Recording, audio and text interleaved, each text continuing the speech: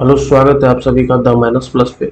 आज की वीडियो में हम लोग करने वाले हैं रोम्बस समचतुर्भुज का जो बेसिक कॉन्सेप्ट है, मतलब एरिया कैसे कैलकुलेट करें, परिमाप कैसे कैलकुलेट करें, पैरामीटर मतलब कैसे कैलकुलेट करें, और उसका जो बेसिक चीज है मतलब कैसे पहचाने कि कौन सा समचतुर्भुज है, उसका जो प्रॉपर्टी है, वो सारी चीजें आज के वीडियो में हम लोग देखेंगे।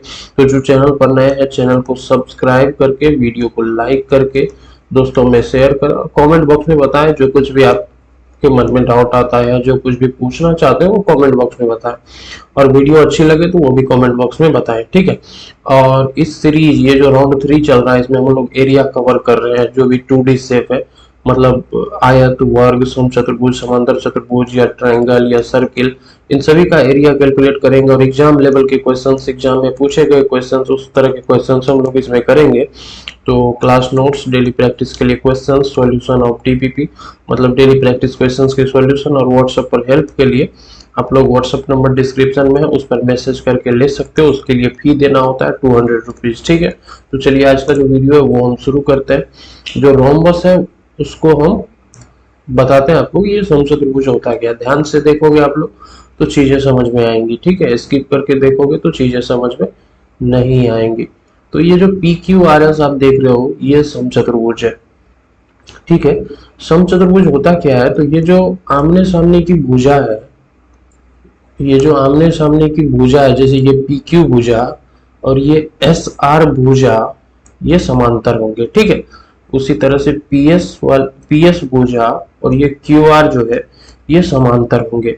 और चारों भुजा बराबर होते हैं, आमने सामने की भुजा समांतर होते हैं, ठीक है। और कोई भी कोण, कोई भी एंगल समकोण नहीं होता है, मतलब 90 डिग्री का कोण नहीं होगा।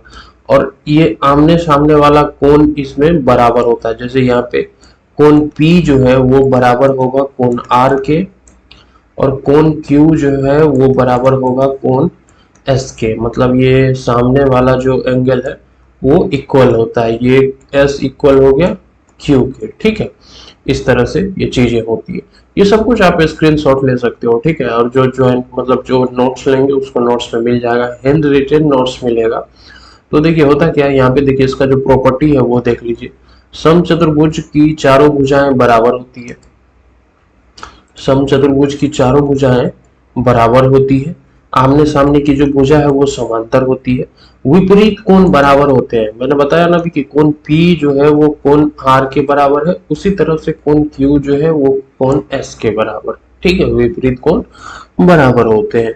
विकर्ण एक दूसरे को समकोण पर समद्विभाजित करते हैं। देखिए इसका दो विकर्ण है, एक तो है पी आर और दूसरा है क्यू एस। दो विकर्ण है, पहला विकर्ण पी आर, दूसरा विकर्ण क्यू एस, दो विकर्ण।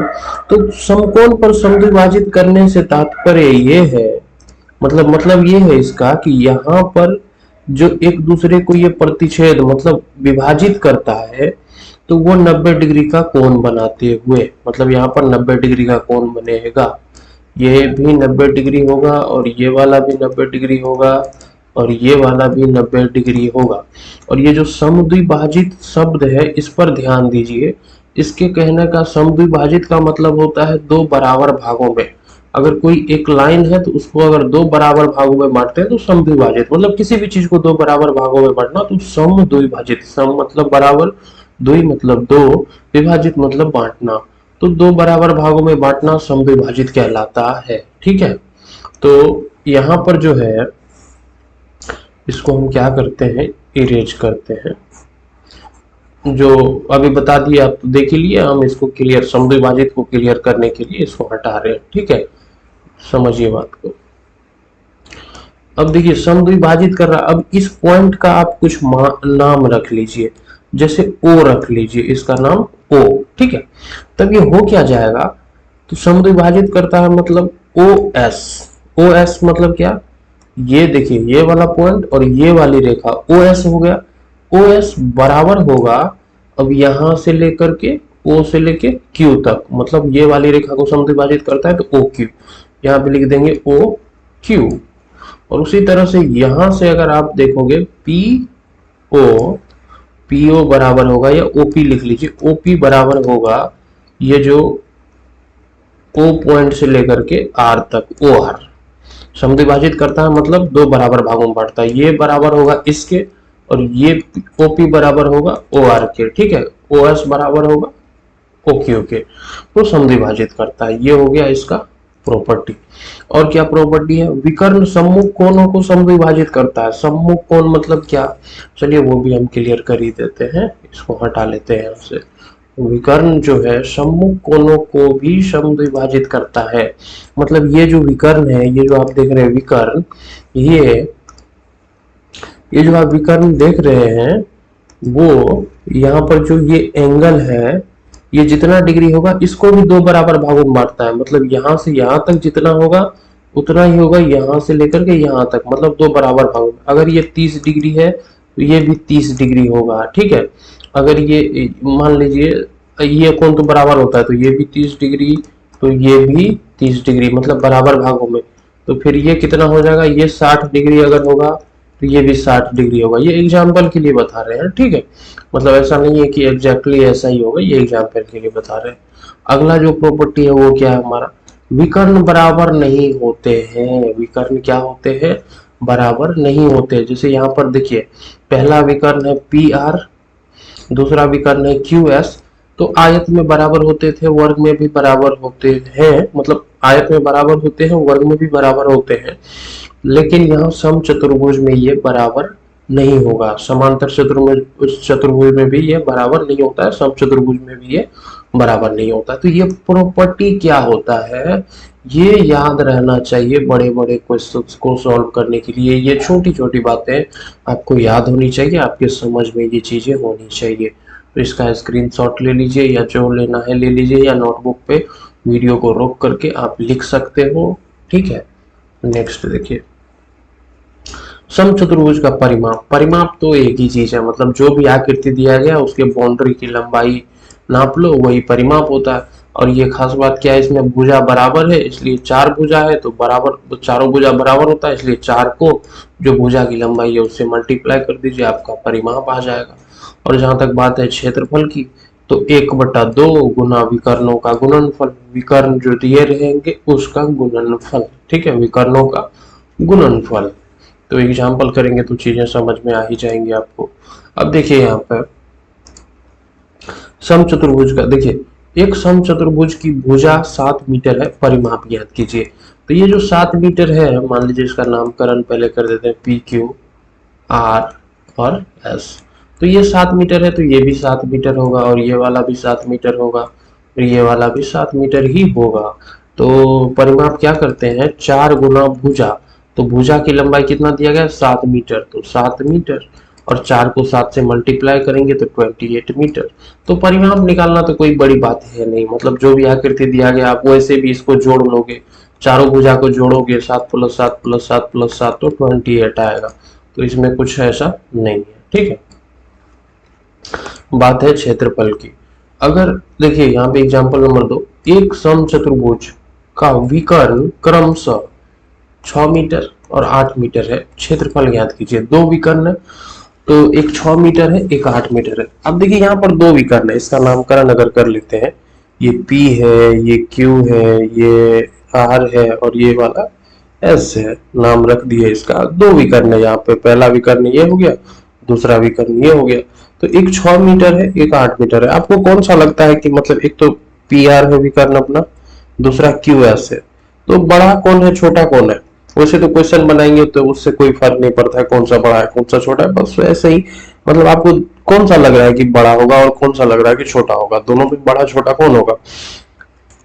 और सवाल जो अभी सॉल्व करेंगे उससे इसका संबंध नहीं है कि कौन सा बड़ा है कौन सा छोटा है, क्योंकि इससे फर्क नहीं पड़ेगा कुछ भी। बस आपकी जानकारी के लिए हम बता दें कि देखिए ये वाला जो विकर्ण है ना SQ, ये बड़ा विकर्ण होगा, इसके PR से बड़ा होगा। क्यों बड़ा होगा? तो देखिए ये जो एंगल है, ये जो एंगल है वो 90 डिग्री से बड़ा होगा, तो ये वाला भी तो 90 डिग्री से, मतलब ये दोनों आमने सामने वाला बराबर होता है, तो वो भी 90 डिग्री से बड़ा होगा। ये 90 डिग्री से छोटा होगा, ये 90 डिग्री से छोटा होगा, ठीक है। देखने में भी लग रहा है, देखने में लग रहा है इसीलिए बोल रहे, कोई लॉजिक नहीं है। और क्वेश्चन जो सॉल्व करेंगे उसमें उसका कुछ लेना देना भी नहीं है, आपको ज्यादा दिमाग नहीं लगाना, बस हम आपको फिगर हम आपको ऐसे ही बता रहे हैं कि मतलब फिगर देख के चीजें समझ में आनी चाहिए, इसलिए।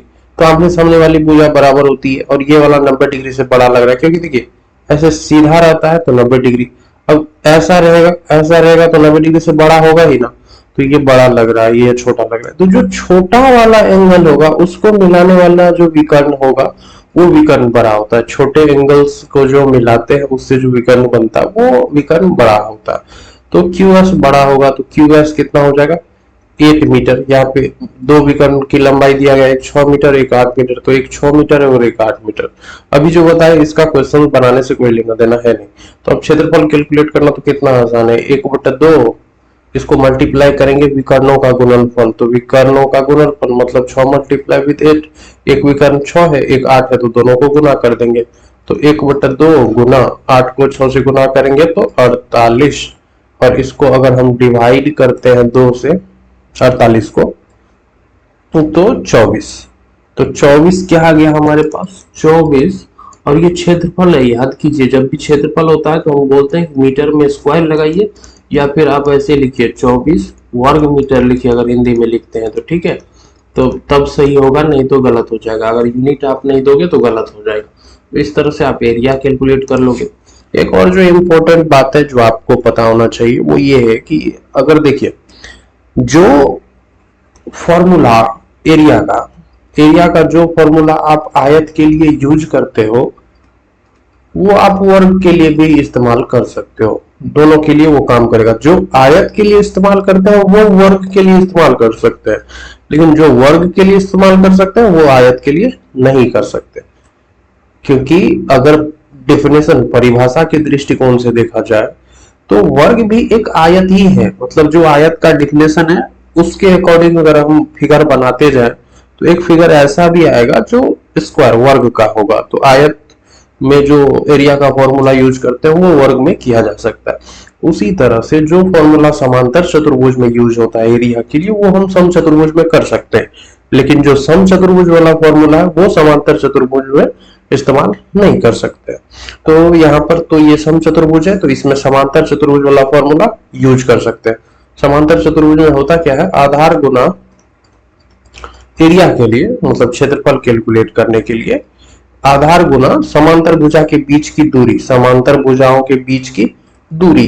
तो जब भी आपको एक समचतुर्भुज दिया जाए और उसकी एक भुजा की लंबाई दे दिया जाए और ये भुजा PQ और SR तो समांतर है ही, PS और QR भी समांतर है ही, तो दोनों समांतर है, तो मतलब दोनों समांतर है तो दोनों में से किसी एक के बीच की अगर दूरी आपको पता हो तब आप ये वाला समांतर चतुर्भुज वाला फॉर्मूला आप इस्तेमाल करिएगा।